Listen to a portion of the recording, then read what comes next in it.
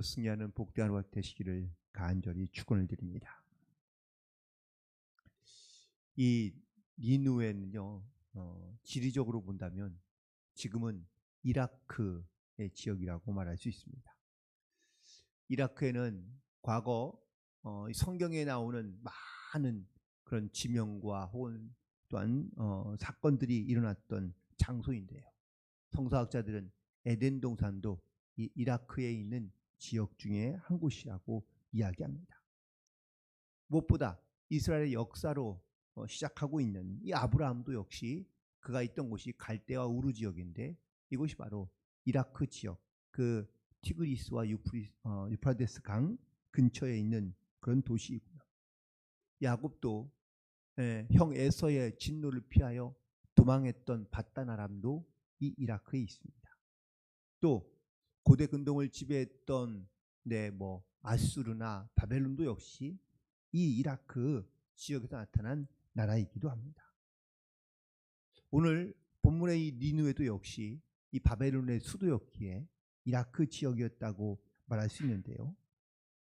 이 니누에 하나님과 전혀 상관없이 살아가고 있는 이 이스라엘 백성들이 오늘 놀랍게도 이 요나가 선포한 그 몇 마디의 말 때문에 모든 왕을 비롯하여 이스라엘 백성들이 다 회개하고 하나님의 진노로부터 피하고 있는 것을 또한 회복하고 있는 것을 보게 됩니다.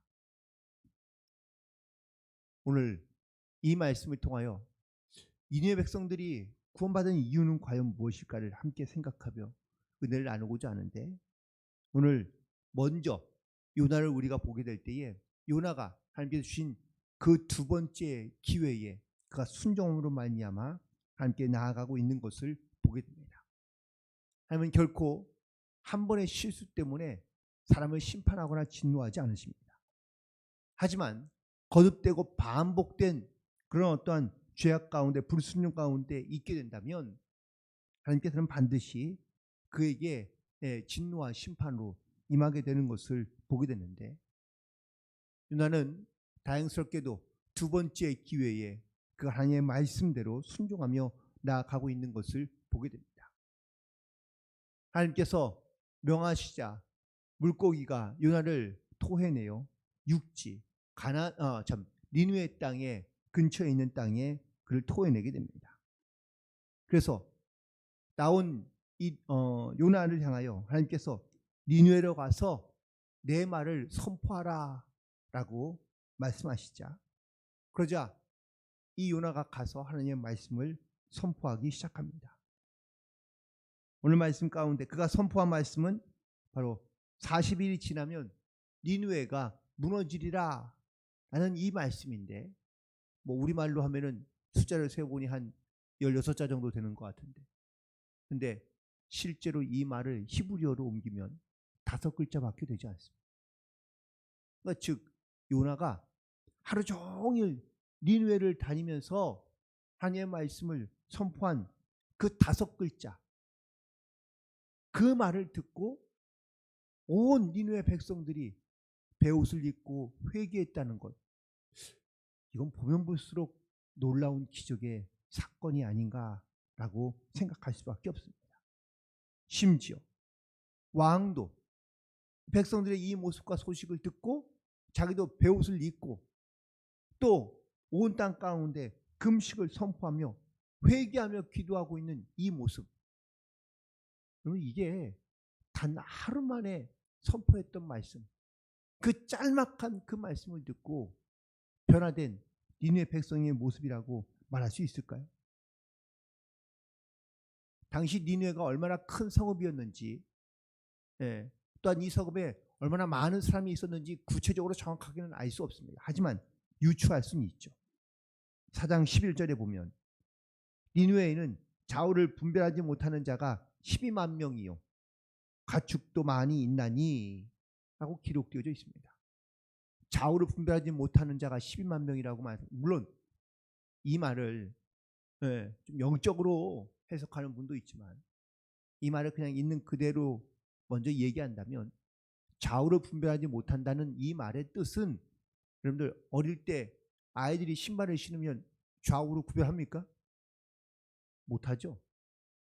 이와 같이 어린 아이와 같은 그 아이들의 이야기를 하고 있는 것인데, 이런 아이들이 5살 미만의 아이들이 12만 명 정도 있었다라고 이렇게 우리가 추측해 본다면, 니느웨에는 최소한 40만 명 이상의 사람들이 살고 있었다라고 학자들은 추측합니다.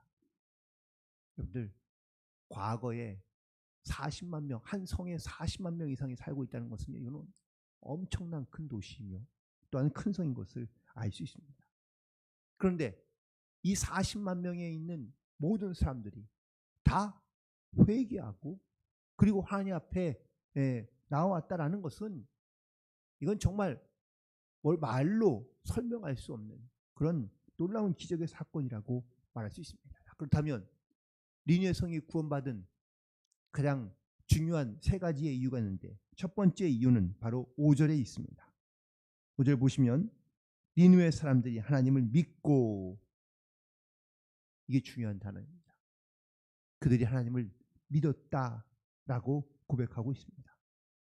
즉 요나가 선포한 하나님의 말씀을 그들은 믿었고, 또한 그 메시지가 진실하다는 것을 그들이 믿었기 때문에 그 선포된 말을 그들은 믿음으로 순종하며 나아간 줄로 믿습니다. 믿음은 우리에게 복을 주시고, 또한 믿음으로 말미암아 하나님께서 우리 가운데 일하시고 역사하시는 줄로 믿습니다. 아브라함도 믿음으로 복을 받은 것이고, 또한 우리도 역시 주님의 그 은혜와 사랑을 믿음으로 말미암아 우리가 하나님의 자녀가 되는 이 은혜를 누리며 살아가는 줄로 믿습니다. 하지만 많은 사람들이 난 믿지 않아 라고 말한다면, 그 말은 나는 복을 받지 않겠다 라는 말과 똑같은 말입니다. 갈라디아서 3장 6절과 7절에 있는 말씀에 보니까, 아브라함이 하나님을 믿음에 그것을 그에게 의로 정하셨다 함과 같으니라. 그런즉 믿음으로 말미암는 자들은 아브라함의 아들인 줄을 알지어다. 이처럼 믿음 있는 사람은 복을 주시고 또한 그 은혜를 누리며 살아갈 수 있는 줄로 믿습니다. 하지만 믿지 않으면 결국은 하나님의 진노와 심판 가운데 들어갈 수밖에 없다는 것입니다. 니느웨 백성들이 이 요나의 말을 듣고 회개하고 돌아온 이유를 과연 어떻게 우리가 설명하거나 아니면 이해할 수 있을까? 왜 그들에게 이렇게 회개하는 마음이 생기게 되었을까?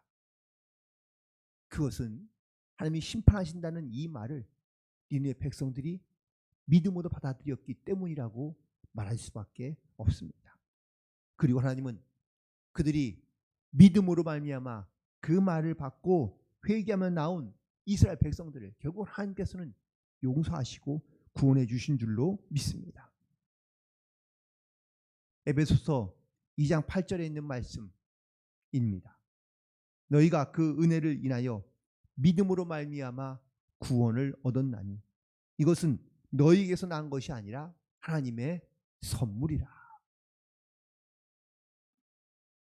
믿음이, 물론 니느웨 백성들이 믿음이 생겨 그 믿음으로 말미암아 그들이 심판한 진노를 피하게 되었지만, 사실 이 믿음은 니느웨 백성들이 하나님을 잘 믿었기 때문에 갖게 된 믿음일까요? 아닙니다. 우리가 알다시피 지금 니느웨는 이방 나라 바벨론의 수도이지 않습니까? 그런데 어떻게 그들이 하나님을 믿습니까? 하나님을 압니까? 하나님을 정말 진실하게 잘 믿고 있는 걸까요? 아니요, 그렇지 않았겠죠. 그들은 아마 하나님이 누군지도 몰랐을지도 모릅니다. 아니, 하나님을 알았어도 그들이 하나님을 믿는다고 말하기는 어렵습니다. 그런데 요나의 그 짧은 몇 마디의 말에 이 모든 니느웨 백성들이 다 회개했다? 이거를 설명하고 그를 이해할 수 있는 방법은 아무것도 없습니다. 그런데 그들이 하나님의 이 말씀을 믿음으로 받고, 또한 그 믿음은 하나님께서 그들 가운데 주신 은혜이고 선물인 줄로 믿습니다. 그렇기 때문에 니느웨 백성들이 그 말을 듣고 믿음으로 순종했기 때문에 이것이 하나님 보시기에 합당한 일이 돼요. 하나님께서 그들 가운데 내리기로 약속했던 진노를 내리지 아니하시고 또한 그들을 용서하시고 구원해 주신 줄로 믿습니다. 오늘도 우리는 이 믿음을 가지고 하나님의 구원의 은혜 이 선물을 우리가 믿음으로 고백하며 그리고 믿음으로 순종하며 나아갈 수 있는 그런 승리한 하루가 되시기를 간절히 축원을 드립니다. 두 번째 이유는 바로 요나가 증거한 메시지는 하나님의 은혜를 포함하고 있다는 사실을 우리가 반드시 기억해야 될 줄로 믿습니다. 보세요. 요나가 증거한 메시지는 긍정적인 메시지입니까? 부정적인 메시지입니까? 부정적인 메시지죠. 40일이 지나면 멸망할 것이다. 여러분 이 메시지를 들으면 이건 당연히 부정적인 메시지입니다. 그런데 요나가 말한 이 부정적인 메시지를 이 니느웨 백성들은 어떻게 깨달았을까요? 물론 그 부정적인 메시지를 들었을 때에 그래 우리가 멸망하게 되었으니 우리가 다 같이 함께 회개하자 라고 이렇게 마음이 변하게 된 것 아닙니까? 결국 먼저 첫 번째는 이 메시지가 또 하나님의 심판의 메시지가 그들 가운데 깨달음과 찔림이 되어서 자기의 영을 돌아보고 자기의 모습을 돌아보고 하나님 앞에 회개한 것이 이것이 바로 하나님의 큰 은혜인 줄로 믿습니다. 그리고 두 번째 또 다른 이유는 부정적인 메시지조차도 긍정적으로 받아들이고 있다는 사실입니다. 그렇다면 40일이 지나면 우리가 멸망하게 될 것이다 라는 이 메시지에 그러면 우리에게 아직은 40일이라는 기간이 남아있구나. 그렇다면 우리가 빨리 회개하면 되지 않겠느냐 라고 생각하며 그들이 하나님 앞에 죄를 회개하고 함께 나아왔다라는 사실입니다. 즉 어떠한 메시지에도 우리가 그 메시지를 어떻게 받아들이냐에 따라 그 메시지가 또한 우리에게 어떻게 역사하게 되는지를 하나님께서 우리 가운데 보여주시고 있는 사건인 줄로 믿습니다. 결국 이 심판의 메시지를 그들은 부정적인 메시지로 듣지 아니하고 하나님께서 아직도 우리에게 주시는 기회이구나 라는 것을 깨닫고 그 기회를 통하여 하나님께 회개함으로 나아감으로 말미암아 그들이 구원을 얻게 된 줄로 믿습니다. 이 니느웨 사건과 좀 대조해서 볼 구약의 사건 하나는 바로 소돔과 고모라의 사건입니다. 하나님께서 이 소돔과 고모라를 멸망시킬 때 하나님께서 어떻게 하셨죠? 근데 천사를 보내긴 하셨지만 천사를 통하여 하나님의 심판의 메시지를 전하게 하셨을까? 놀랍 성경에는요 그렇게 기록되어 있지 않더라고요. 아브라함과 롯에만 그 소돔과 고모라 성의 심판을 말씀하고 다른 사람에게는 거기에 있는 소돔과 고모라에 있던 많은 사람들에게는 하나님께서 심판의 메시지를 전하지 않게 하십니다.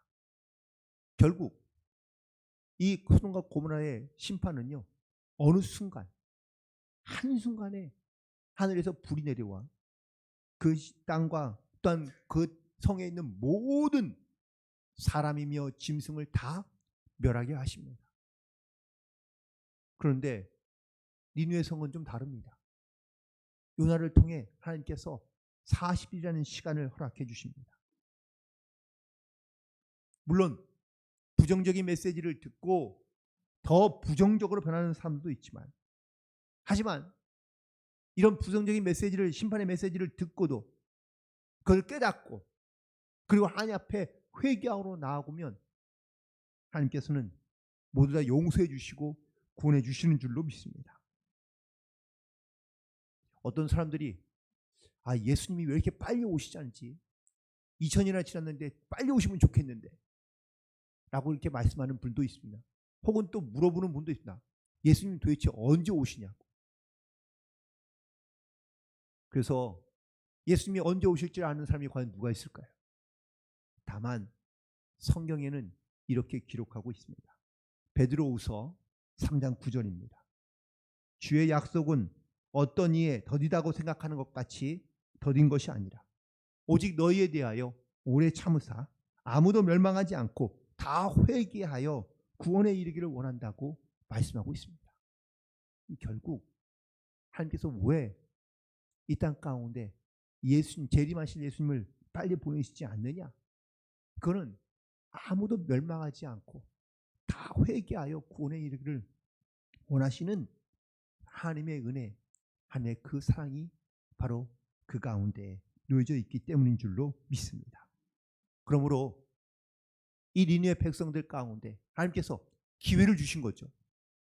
그 기회를 붙잡고 또한 기회가 있을 때 우리가 하나님 앞에 회개하며 또 하나님의 주신 말씀을 따라 우리가 믿음으로 결단하고 순종하며 그 주님의 은혜로 말미암아 우리는 항상 주님과 동행하는 삶을 살아갈 수 있는 그런 저와 여러분이 되기를 간절히 축원을 드립니다. 그리고 마지막으로 세 번째 이유는요. 그들이 바로 금식하며 기도했기 때문인 줄로 믿습니다. 7절에 있는 말씀에 보면 왕이 조서를 내려 니느웨 백성들에게 선포하여 이르되 사람이나 짐승이나 소떼나 양떼나 아무것도 입에 대지 말지니 곧 먹지도 말 것이요 물도 마시지 말라라고 말하고 있습니다. 오늘 금식기도 해보셨죠? 금식기도 쉽습니까? 어렵습니까? 어렵죠. 40일 금식기도 사실 이렇게 물만 마시고 하는 것도 무척이나 어렵고 힘든데 사실 이 금식기도를 쉽게 하는 사람은 없습니다. 그리고 준비하지 않고 준비기도 없이 사실 40일 금식기도 한다는 것은 불가능에 가까운 일입니다. 그런데 이 40일 금식기도만큼 어려운 것 중에 하나가 단식기도가 있는데요. 금식이 아니고 단식. 물도 먹지 말고 음식도 먹지 말고 그리고 그를 오래 하지 못합니다. 단식기도는 기껏해야 한 일주일 정도도 못할 수도 있습니다. 그런데 오늘 이 니느웨 왕이 선포한 금식기도는 어떤 기도 같습니까? 금식일까요? 단식일까요? 네, 아무것도 입에 대지 말라고 합니다. 물도 먹지 말라는 이야기입니다. 그러면 이건 철저한 단식기도고 회개의 기도를 말하고 있는 겁니다. 기도하면 우리가 죽을 어떤 위기와 고난 가운데 우리가 기도하게 될 때 정말 우리가 마음에 뭔가를 결단하고 기도할 때는요. 금식하며 기도하거나 단식하며 기도하는 경우가 많습니다. 그런데 금식하며 기도하면 문제가 해결됩니까? 해결되지 않습니까? 경험이 없으세요? 이렇게 금식하며 기도하면 반드시 그 문제가 해결되는 것을 믿습니다. 하나님께서 그렇게 도우시고 역사하시고 얼마나 간절하고 얼마나 힘있게 힘들게 기도하면 하나님께서 그 고통과 마음을 아시기 때문에 하나님께서 응답해 주시기 때문에 우리가 이게 금식 기도를 자주 하는 분들이 있는데 그분은 하나님의 그 은혜와 능력을 체험하고 경험했기 때문인 줄 믿습니다. 놀랍게도 이런 금식을 기도하는 사람을 보면 죄를 짓는 혹은 또 죄를 범하는 그런 사람들의 모습이 거의 보이지 않습니다. 여러분들 금식 기도하는데 어디 가서 죄를 짓겠습니까? 악을 행하는 사람도 금식 기도를 하면요 악에서 멀어지기 시작합니다. 도둑질하는 사람도 금식 기도하면 악에서 멀어지기 시작합니다. 욕하던 사람도 금식 기도하면 역시 그 죄악으로부터 멀어지게 되는 것을 보게 됩니다. 이 금식 기도가 영적으로나 육적으로나 우리가 죄 가운데 살아가지 않고 죄를 예방하는데 가장 효과적인 방법이라고도 말할 수 있습니다. 이 니느웨 백성들이 금식하며 기도하자 하나님께서 그들의 기도를 보시고 또한 하나님께서 들으시며 그들을 용서하시고 구원해 주신 줄로 믿습니다. 회개와 믿음 이 두 가지를 합쳐 우리는 회심했다고 이야기합니다. 단순히 입으로만 말로만 회개하며 기도하는 것이 끝이 아니라 그 기도에 믿음으로 순종하며 나아갈 때 하나님의 이 진노와 심판뿐만 아니라 하나님께 간구하는 기도를 통하여, 회개하는 기도를 통하여 하나님께서 그에게 은혜를 베푸시고, 또한 그 은혜를 통하여 하나님의 살아계신 것을 우리가 믿음으로 선포하며 증거하는 성도들이 되기를 간절히 소망합니다.